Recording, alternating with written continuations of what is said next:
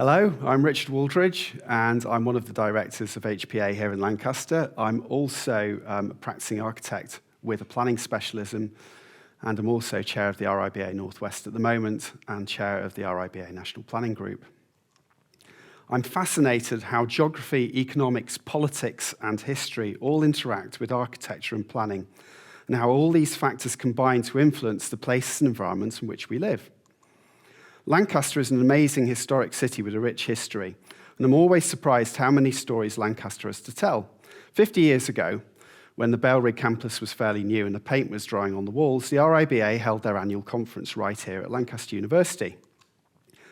The Architects' Journal, or the AJ, published a feature-length article to accompany the conference, which appeared in an edition of the AJ on the 19th of July 1972. And it contained a gushing tribute to the city, which included a number of photos taken by esteemed photographer Sam Lambert.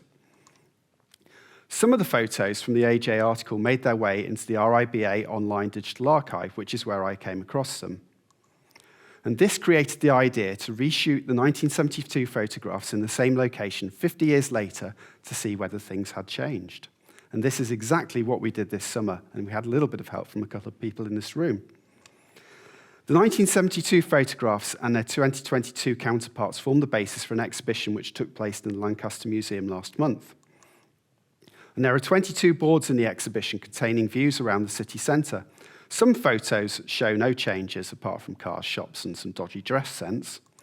But on the surface, the exhibition was simply a compare and contrast presentation, a bit of nostalgia, a chance to reminisce and learn about the good old days. But it also gave us an excuse to join together with Lancaster Bid and put on a festival called Lancaster Rewind, which was absolutely fantastic fun. But dig a little bit deeper, and the exhibition presented some fascinating insights about how this amazing city had evolved over time, focusing a spotlight in the place where geography, economics, politics, and history interacted with architecture and planning. So, what did the exhibition really teach us about Lancaster? Well, firstly, it did teach us that conservation had done its job, and that many of Lancaster's amazing, numerous list of buildings and historic fabric was still intact for us to enjoy today. But the exhibition also did highlight some planning trends and influences of the last 50 years, such as changing attitudes to retail, transport, housing, education, and also it's marked the expansion of the two universities during that time. The photographs even highlighted parts of the cities where some of the 1960s and 70s buildings have since been demolished, which probably says a thing or two about the quality of them. However, I think there were 3 boards looking at 3 areas of the city which tell unique stories about the growth of Lancaster and our reaction to specific issues during the last 50 years. The first of these areas is Edward Street, which is at the heart of what's now known as the Canal Quarter. For those who don't know, this area sits between the city centre and the canal and is currently a bit of no man's land containing car parks. In 1972, Edward Street was a residential street, very similar to many other streets which had sprung up elsewhere around the city centre during Victorian times to house mill workers. The houses were built next to where people worked because back in those days, people couldn't move around as easily as we can now. But in the 1970s, Edward Street, along with a number of other streets, was cleared to make way for a relief road. An established community was broken up and residents were displaced, mainly over the river to Skirton and Scale Hall in the name of progress. Now, going back in the 60s, 70s, 80s, and 90s, a large number of towns actually had relief roads built around them. It was the trendy thing to do. And here is the route of Lancaster's Relief Road in the 1988 local plan, but it is an arbitrary line cutting around the city centre. Fast forward to 2022, and the relief road hasn't happened. The area is now car parks and the original Victorian narrow streets. The area is home to places you'd know as Cantina, the Dukes, the Musicians' Co-op, the Grand Theatre. Some of the buildings are looking a bit sorry for themselves, probably as a result of the uncertainty. Now, in this area too, in the 1990s and 2000s, there was a trend for city centre shopping and also for out-of-town retail parks, which many cities embraced. And during this time, Lancaster wanted to raise itself up the national rankings of city centre shopping experiences.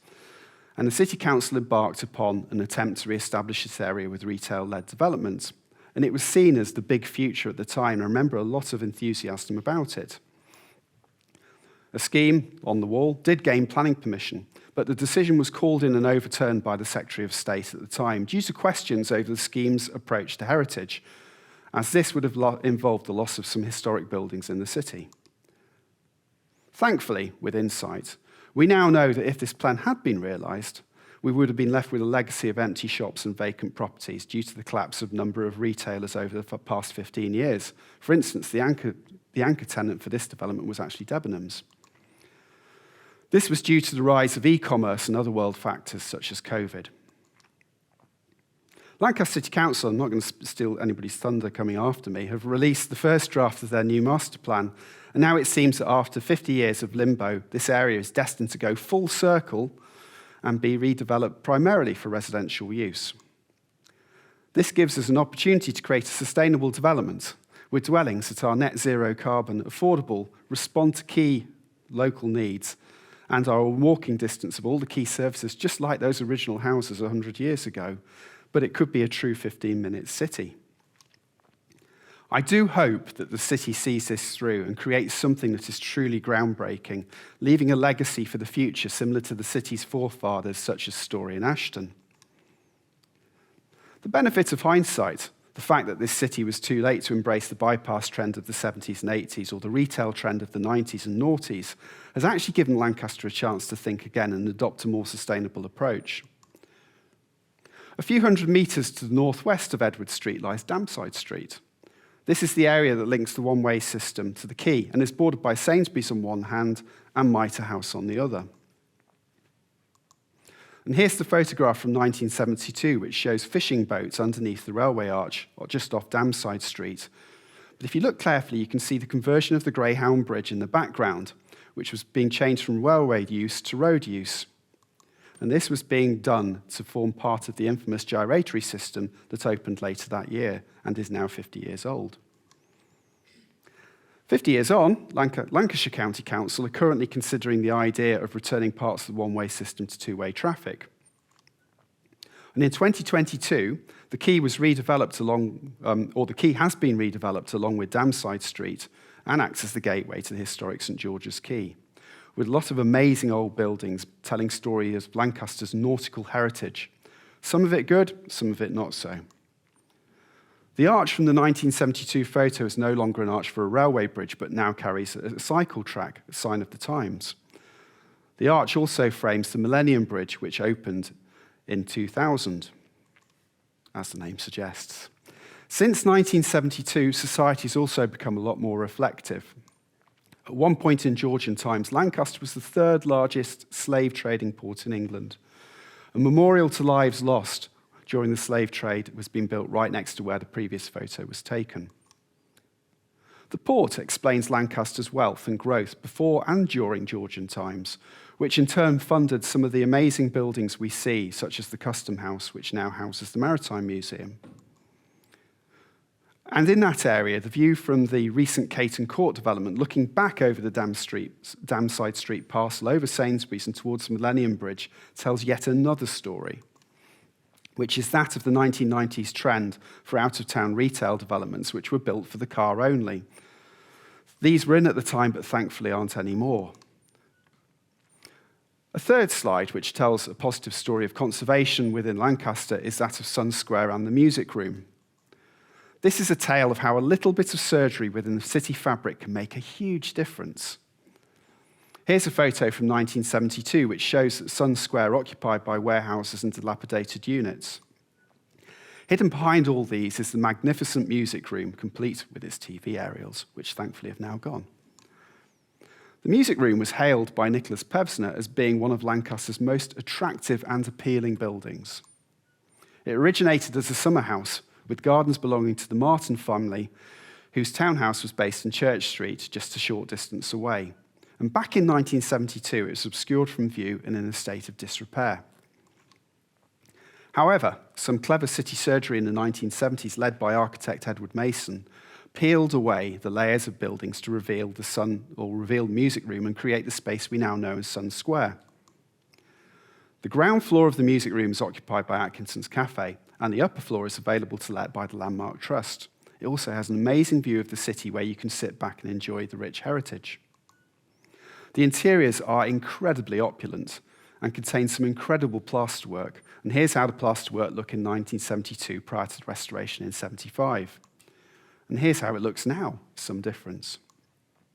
Edward explained how the project rejuvenated a previously forgotten building and how the work upskilled the local workforce, introducing them to specialist heritage techniques, particularly when dealing with ornate plasterwork. There's also a great view from the roof of the music room as well, which is a great place to stop and reflect on this very brief journey through the historic city since 1972. So, over the last 50 years, this city has responded to various trends and changes. It has flirted with a bypass and various large-scale retail models, but thankfully they didn't happen. Where building has occurred, there has been a handful of decisions in some areas that were probably deemed okay at the time, but would be frowned upon now. For instance, in the case of Mitre House, do you think it's right that a 1970s office development would be built right up against a set of Roman ruins? Or on Bulk Road, do you think it's right to build a great big large warehouse-style retail unit which turns its back on the city centre and forms a full stop? Well, moving forwards in Edward Street, it seems that Lancaster has the potential to go back to its roots whilst embracing the future. And that we could see a new zero-carbon major residential area on the edge of the city centre, which is within 15 minutes walk from shops, schools, workplaces, and key facilities. There are challenges ahead with the heritage. We want the success story of the music room to be repeated, and we urgently need to refit our historic building stock. And this is something we are currently helping Lancaster City Council with on their own historic buildings.